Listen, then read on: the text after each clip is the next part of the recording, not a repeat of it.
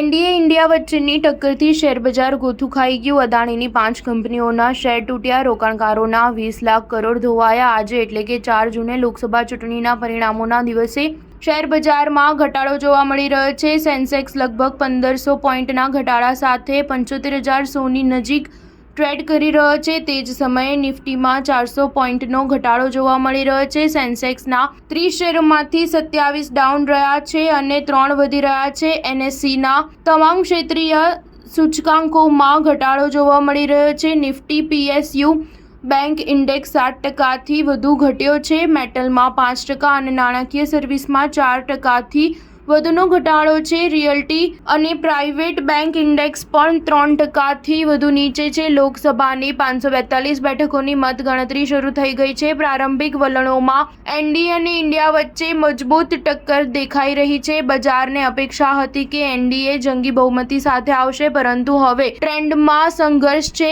Choice બ્રોકિંગના executive director Sumit બગડિયાએ જણાવ્યું હતું કે ભારતીય શેર બજારનો વોલેટિલિટી ઇન્ડેક્સ આજે વહેલી સવારે 26.32ની નવી 52 સપ્તાહની ટોચે પહોંચ્યો હોવાથી ઇન્ડિયા વીઆઈએક્સ ઇન્ડેક્સ લગભગ 20% વધ્યો છે।